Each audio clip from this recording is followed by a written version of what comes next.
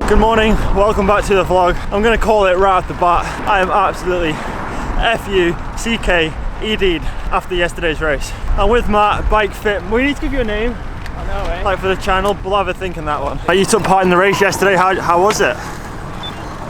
It was absolutely savage. Yeah, what was your time at the climb, do you know? I think I did like 45 minutes. Yeah. But it's a pretty boozy New Year's Eve, I've got to say. I was absolutely destroyed at the end. But, yeah, I think we both were. I think we all were. I think everyone was. I think 90% of that race set new FTPs that day. All you want is my hunger. All you need is my So even though the Bike Fit series hasn't finished yet on the channel, we've still got a few more episodes to go. We received a lot of questions from the last couple of episodes, so we've got Matt here today. We're going to try and answer a few of them for you. That was a solid 15 minutes to the cafe. My legs are broken today with a capital B.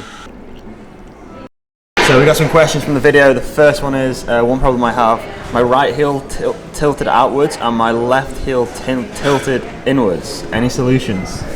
So it sounds like it might be cleat driven. It's worthwhile having a look at the angle that you've set the cleats. And just as a rule of thumb, if you set your cleats so the front of the cleat is rotated in, it will essentially bring your heel in towards a crank. If you set the cleat the other way around, so the front of the cleat is rotated outwards, it will generally bring your foot away from the crank arms. If there's a major asymmetry in the angle that you've set them, then just try and set them a little bit more neutral. Yeah. And also have a look at the float and the cleats you have.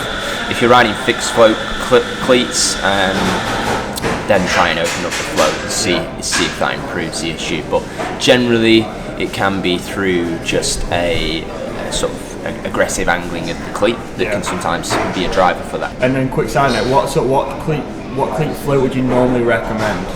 I'm a big advocate of float. I think having more float is better than having less. It allows the knee to sort of deviate from a singular plane, in which having zero float sort of pushes the knee in a sort of dictated plane through the pedal stroke. So generally what I'd say is start off on more float, so like a 6-degree yellow Shimano cleat. Generally the red cleats are very, very floaty, so the grey is a good place to start with them. Just trial and error. It is, yeah, and also with the Speedplay, you can micro adjust the float on those, which I absolutely love. Yeah. So especially if you've got any sort of knee complaints, it's sort of well worthwhile opening with the float rather than decreasing it. Got a question here from Jeffrey. Says, what is the ideal leg bend for maximum power on a pedal stroke? I've been told many different things. What's your idea on this? Good question, Jeffrey. Thanks for posting up. I generally fit between 140 to 145 degrees knee extension, and it's important to reference ankling angle here when we're looking at knee extension. I generally fit between 15 to 20 degrees with the rider's ankling angle. In terms of a mountain bike knee extension, certainly for cross country, I would be fitting in exactly the same parameters. It doesn't really change for that. And it's also important to note here, if you go, these ranges aren't, sort of set in stone here. But what I found through 7 years of fitting is that if we go beyond the 145 degrees knee extension, we find that riders tend to become quite unstable at the bottom of the pedal strokes, essentially lose that connection point, obviously down to a saddle being too high. It's often led by a rider's flexibility levels here in terms of the ranges that we set the extension at, but as a rule of thumb, that's a good place to start. Alright, next question. I get saddle sores, but this only happens on the right side. Left side feels no pain or discomfort at all. Tried various saddles and wear decent shoes. Any ideas? You're right, so lots of things to consider here, because the first thing I would do in a fit is to have a look if a rider has a leg length discrepancy. As part of our Crimson Performance screening, we look at leg length discrepancy on a massage bed. If a rider has over 5mm discrepancy, I would refer that rider across to a physio for an assessment. And generally we can tell if that's an actual or functional discrepancy through the interview. If it's functional, a rider can work on that. If it's actual, it's an actual discrepancy. So we would look at some interventions in the fit to improve that. Now, in terms of Positional drivers that can be a factor here. I've found from experience that riders that run their saddle too high can sometimes cause an asymmetry in the loading on the saddle, lack of foot support inside the shoe, an asymmetry in the lateral position of your cleats. So stance, one side slammed all the way in and the other side slammed all the way out, can affect a loading on the saddle. Is your saddle wide enough? Saddle width is crucial. Having a saddle that's wide enough to support both of your sit bones is really important. If you find yourself front loading your saddle, sitting forward on your saddle, remember the front of the saddle is one of the narrowest parts of the saddle, so that's there. It's never going to be able to stabilize your pelvis. I think other factors that can be drivers here are reach that's too long and front end that's a bit too low, but I'm being quite generalised there. Simon asks, he says he suffers with numb toes on his right foot after around an hour of riding. Foot compression issue, maybe. Is the shoe wide enough for your feet? So if you've got quite a wide foot, you're shoving your foot inside a shoe that's too narrow. Sounds like that could be down to some compression issues. Certainly if you're getting numbness. Maybe your right foot, was it his right foot? Yeah. Maybe his right foot's a little bit wider than his left. But having high volume shoes are prerequisite if anyone's got a wide foot. But yeah, I'd probably check out the sort of fit of your shoe and just kind of go from there really. Bradley says his palms of his hands hurt after around 20 minutes of riding. He wears padded gloves but they still don't help. Thanks. Help him, Matt. I will try my best. Discomfort in your hands, common to see. I get a lot of clients coming in that get painful hands when they ride. Numbness, pins and needles, not very nice. Weight distribution is a key factor here on the bike. Too much pressure on your hands. So, positional drivers that can pitch weight forward on a bike could be, again, quite generalised here, but handlebars too low, reach too long, and also it's important considering a rider's hand position on the handlebar as well. So if you're riding on the curvature of the handlebar and you find comfort in the curvature of the handlebar, it could be a factor with the reach being too long. Riding on the curvature of the handlebar is not ideal. So if you think about it, it's quite a blunt part of the handlebar. Ideally you want your hands behind the shifters. They're ergonomic, designed to have your hands behind. And again, if you're sort of resting quite a lot of weight on the curvature of a handlebar, it can cause a bit of compression of the carpal tunnel and lead to a bit of discomfort in your hands. So the key things here are just make the reach accessible. Have a little look at your saddle angle as well. If you run your saddle angle really nose low, it's obviously going to pitch a bit of weight forward. If you've slammed the saddle all the way back on the rail, it might be worth experimenting in bringing the saddle a little bit further forward. Essentially anything to just load up your ischial tuberosities, your sit bones a bit more. They're the anchors, they can take weight. Maybe increasing your handlebar height, shortening the reach. I found that they're probably going to be the best ports of call for improving that issue you have. Real serious question now. No matter what position I try, there's no way I can produce 500 watts for an hour. Why can't I produce 500 watts for an hour? We can all dream, Cam. And I don't think Bradley Wiggins could do that in his hour record. I'm still trying my hardest to find a way of doing this myself.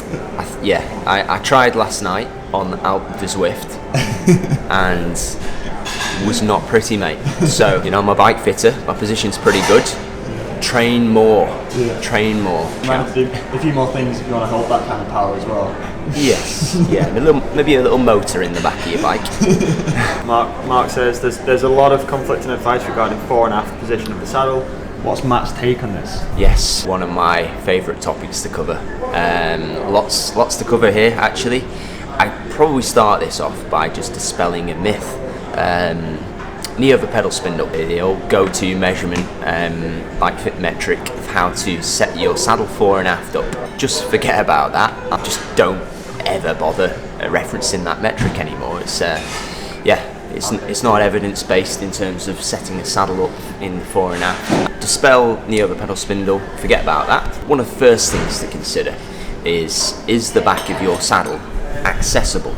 And is it sustainable for you to sit on it? If the answer to that is no, there's a couple of things to consider here. One is the reach to the shifters accessible for you. You find that you're able to ride with your hands behind the shifters and you're able to have contact with the back of the saddle, that's a good start, if so. But if not, I would suggest you probably try and shift your saddle a little bit further forward, so make the back of it a little bit more accessible. That's really important to try and engage your sit bones a little bit better. That's one benefit I've really found, putting the saddle forward. Definitely, there's loads of benefits for doing it, really.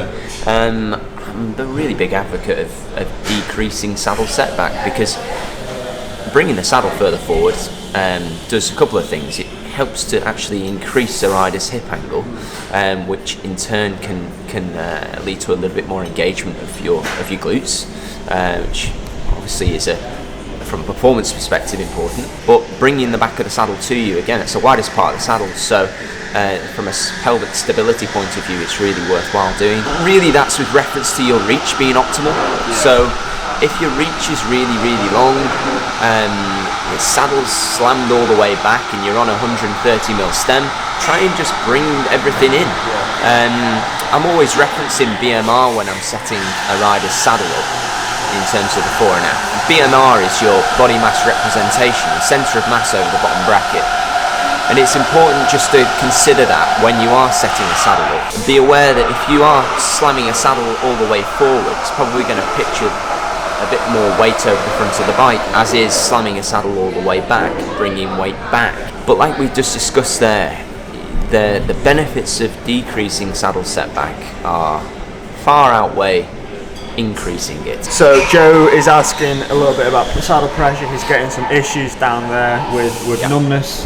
What's your take on this? Yes, so I think he was getting problems on the turbo, which is, again, it's common because I've suffered from that in the past.